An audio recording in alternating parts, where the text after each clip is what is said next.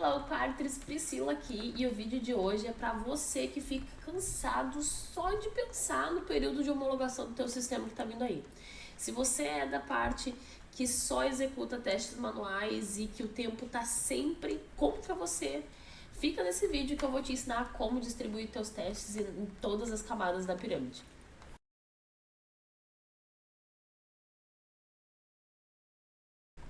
Mas antes de começar esse vídeo eu quero saber se você já é inscrito nesse canal, porque se você não é inscrito nesse canal, já clica aqui no botão de se inscrever e já dá aquele like, comenta e compartilha esse vídeo com a sua rede de contatos, porque toda semana vai ter um vídeo aqui para aprofundar o conteúdo de um artigo que eu posto lá no LinkedIn. Então, também, se você não me segue, não é meu amigo nessa rede, vou deixar aqui na descrição o meu link para você ir lá se conectar comigo e ficar atualizado de todos os artigos que eu publico lá. E que toda quinta-feira aqui vai ter um vídeo mais prático demonstrando como fazer isso, tá? Então, bora pro vídeo. Bom, Qualiters, eu vou fazer com vocês uma análise aqui, tá? Eu botei a tela, mas eu também vou deixar aqui no link da descrição o link do site, tá? Que é o To-Do MVC, um site bem conhecido dentro da comunidade para realizar testes, tanto os testes manuais quanto automatizados, tá? Então, o que esse site é, tá? Ele é um site de uma lista de tarefas, onde você vai colocar a sua tarefa, né? Que você vai querer fazer durante o dia, e ele vai gerando uma lista, e você vai poder marcar ela como concluída ou tirá-la da sua lista, aplicar filtros e tudo mais. Então é o seguinte, eu vou mostrar para vocês de forma prática agora como fazer distribuição de um teste a partir da inserção de uma tarefa, tá? Então aqui a gente está no site, vocês podem ver que a gente só tem o campo de input, né? E quando a gente adiciona a tarefa 1 e dá um enter, essa tela se modifica um pouco, né? Então a gente tem a nossa tarefa que a gente cadastrou, a gente tem um botão de concluir, tem um botão de deletar, é exibido um rodapé com os filtros, e isso você teria que executar tudo de forma manual, né? Ficar inserindo um dado, validar se inseriu, se apareceu esse botão, se apareceu esse, se o filtro funcionou, quer dizer, se o filtro foi exibido, se o filtro está funcionando. Mas agora eu vou mostrar para vocês a mágica da distribuição de testes, tá? De forma bem simples. Se você já leu o artigo, você já tem uma base aí. Se você não leu, assiste esse vídeo para você já ter noção, mas depois clica no link da descrição, lê o artigo, que aí as duas informações vão se complementar, tá? Então eu vou vir aqui pro meu Miro, já coloquei um print aqui da tela para ficar mais fácil de eu visualizar e decidi distribuir os meus testes, né? Em teste unitário, que é o dev que faz lá na hora da sua implementação, os testes de serviço que a gente faz via API, teste de componente que o desenvolvedor front-end faz no componente, né, do exibido. E o que é esse componente, Pri? O componente, nesse caso, nós teríamos 3 componentes aqui, tá? O primeiro componente é esse componente de input para adicionar dados. O segundo componente que nós temos é de adicionar, exibir a lista, né? E o terceiro componente que nós temos aqui é o nosso rodapé. Então, aqui o desenvolvedor front-end faria um teste unitário, só que o teste unitário do front a gente chama de teste de componente. Então, como que o desenvolvedor faria? Já dando um spoiler aqui. O desenvolvedor front-end tem que validar que ao inserir uma informação, ela realmente está sendo exibida no campo de input. Que quando ele der um enter, o input adicionado vai ser adicionado à lista. E quando existir pelo menos um item na lista, o rodapé tem que ser exibido, entende? Esse é um spoiler, porque teste de componente não é muito falado, então vamos entrar com um pouquinho de detalhes. Mas, voltando à nossa análise, além do teste de componente, temos os testes de UI, teste de E2E, que são as automações, e por último os nossos testes exploratórios, tá?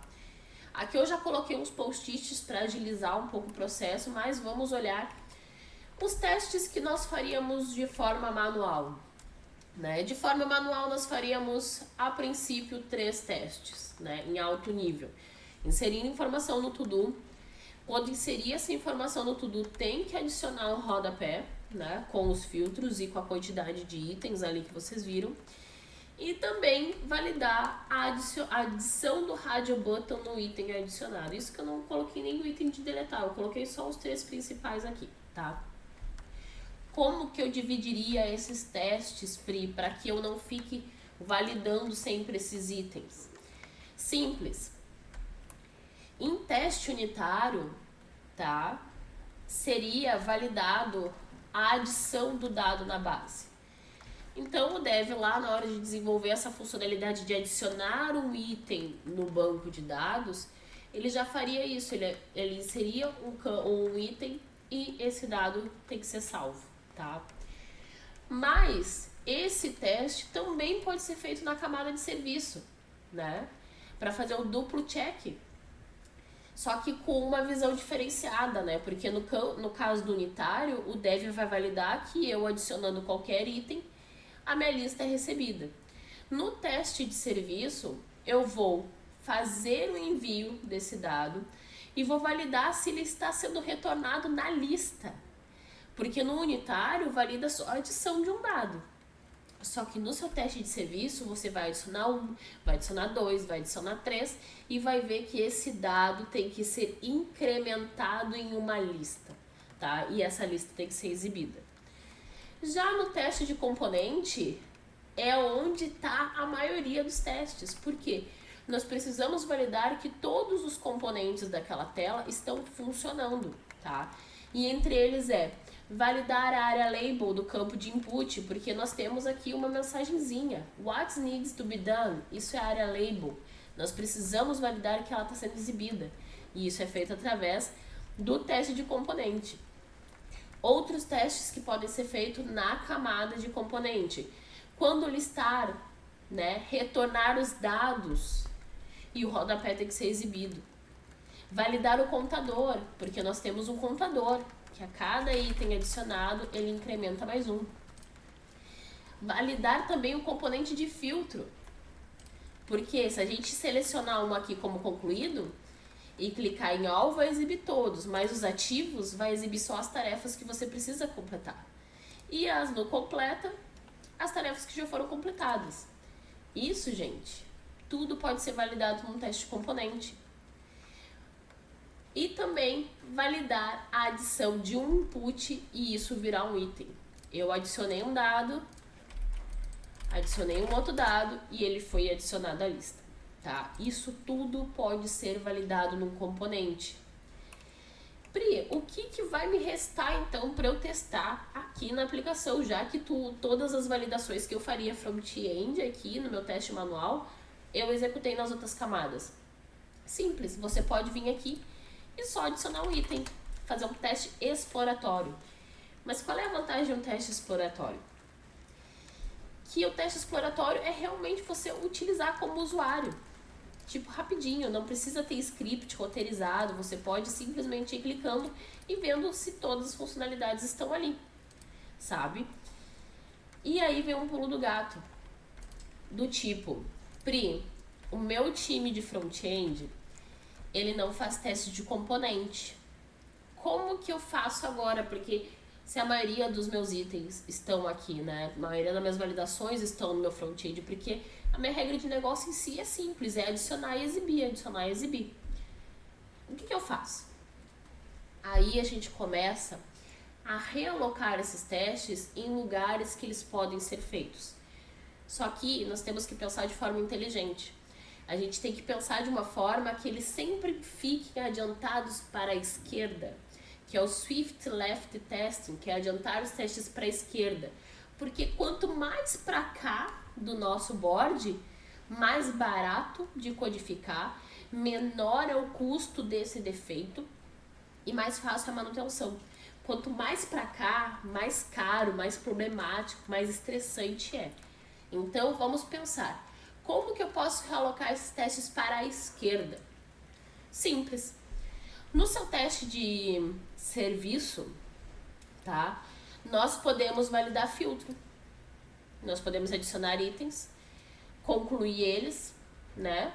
E nós podemos validar o componente de filtro. Nós podemos validar, só que a gente não vai validar o componente. Aí a gente vai mudar um pouco a estratégia. A gente vai validar validar os filtros. E esses filtros, dependendo do tipo de API, se é REST ou GraphQL, muda um pouquinho a forma como adicionar no seu teste, né? Porque pode ser por query, pode ser por variável, mas isso é um outro papo, né?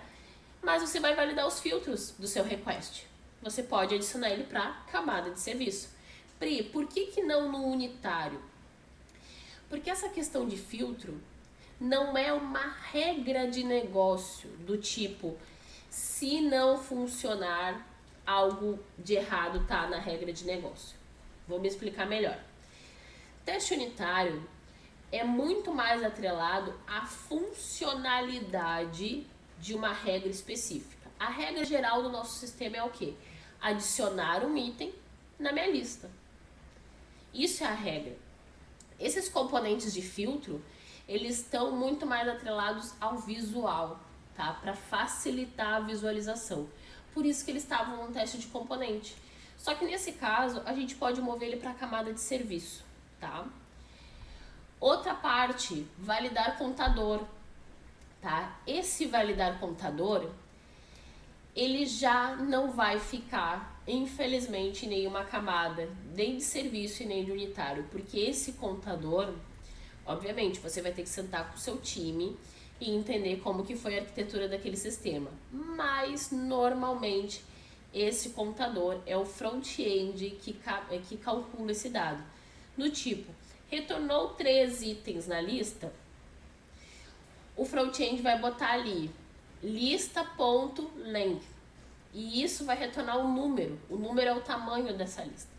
Então, infelizmente, esse teste vai para o nosso teste de UI. Infelizmente, ele vai ir para esse lado.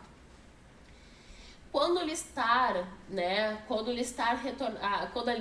retornar dados, o rodapé deve ser exibido. Infelizmente, esse teste também vai para o UI, porque a gente não tem como fazer ele via serviço ou via unitário. Validar input e item. Aqui nós sim podemos adicionar ao teste de serviço. Mas, Pri, ele é visual, como que a gente vai colocar numa camada de serviço? Simples, porque quando você adiciona um item ao seu teste, a sua requisição, ele vai retornar numa lista. Então, se você adiciona, você vai fazer a validação de que aquele item adicionado está dentro da lista retornada. Então, aqui a gente fez um balanço de testes, né? Infelizmente, alguns ficaram para a direita, onde se a gente encontrar algum defeito, ele vai ser mais caro de corrigir, mas, por outro lado, a gente conseguiu alocar outros 2 testes na camada de serviço, tá certo? Pri, como que eu tenho essa mentalidade que tu tem de saber distribuir esses testes? 2 itens básicos, tá? Primeiro de tudo, estudar técnicas, estratégias, metodologias de teste, entender a pirâmide de teste a fundo, entender quadrante de teste ágil a fundo, é a primeira coisa, você entender isso, porque quando você entende o equilíbrio dos seus testes atrelado à qualidade, isso já vai fazer com que você entenda como que tem que ser feita a distribuição de testes. O segundo passo é estudar a arquitetura do seu sistema. Quando você entende a arquitetura do seu sistema, você entende as falhas, você entende o seu time, aí você vai conseguir alocar.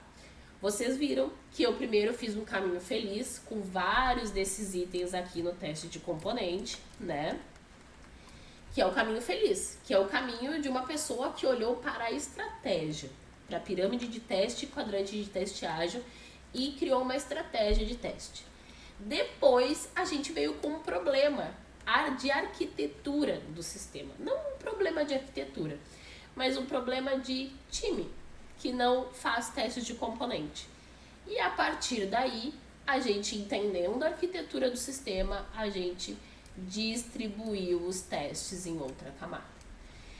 É a melhor abordagem? Depende. Vai depender tudo do consenso do time. A primeira abordagem é a melhor, com certeza, porque cada time se responsabiliza por uma parte da qualidade, mas Essa segunda estratégia também não é de toda ruim, porque a gente conseguiu alocar muitos testes na camada de serviço, só que a gente precisa ter cuidado para que não fique muitos testes na camada de UI, porque senão a gente começa a sair de um padrão de teste, que é a nossa pirâmide, e começamos a ir para um antipadrão, que é um cupcake. Não vamos pensar no ice cream, que é o pior, né, que é o sorvetão, mas a gente começa a ir para um cupcake. E aí, nesse caso, a gente tem que sentar com o time e estruturar uma estratégia de teste mais efetiva do porquê que não se faz teste de componente, por que não começamos a fazer, tá? Eu espero que vocês tenham entendido, assim, de forma mais prática, como é que a gente distribui testes de forma estratégica e também, né, uma segunda estratégia, em caso que precisem realocar testes, que também é muito importante, né, porque a gente, como QA, não podemos simplesmente ditar uma estratégia. A gente tem que criar uma estratégia na hora de sentar e apresentar para o time. A gente tem que entender as necessidades de cada equipe e fazer uma realocação que nem nós fizemos. Então hoje vocês aprenderam a criar uma estratégia no mundo perfeito de QA e também aprenderam a adaptar essa estratégia para a necessidade do seu time. E Qualiter, se você quer aprender muito mais sobre esse conteúdo comigo na prática e aprender realmente o fundamento de técnicas, estratégias, metodologias, tipos de teste, para você realmente saber pensar dessa forma, de forma tranquila e natural, então venha ser meu aluno na comunidade Qualiters Club, uma comunidade que é uma plataforma repleta de cursos para sua formação em teste de qualidade de software. Lá você vai encontrar cursos desde a trilha de nivelamento técnico para você que está querendo iniciar e migrar de carreira, até trilhas de especialidade. Temos especialidades de teste de API e estamos começando agora a nossa especialidade em automações de testes de UI. Então, se você quer ter diversos cursos, lá a gente tira dúvidas todo mês, mentoria em grupo todo mês, e suporte VIP a entrevistas, te dando aquele pontapé que você precisa para ir para uma entrevista mais confiante. Suporte de currículo, suporte para fazer o seu portfólio direcionado para sua carreira. E além de ter uma comunidade no Discord fechada para os meus alunos, para a gente ter essa proximidade, essa troca de ideias mais rápido, é só clicar aqui no link da descrição e fazer parte da comunidade Qualiters Club. E, né, para encerrar isso tudo, se você não me segue nas redes sociais também, eu vou deixar aqui. Nós temos Instagram, nós temos TikTok, nós temos Pinterest, que lá eu coloco vários resumos técnicos.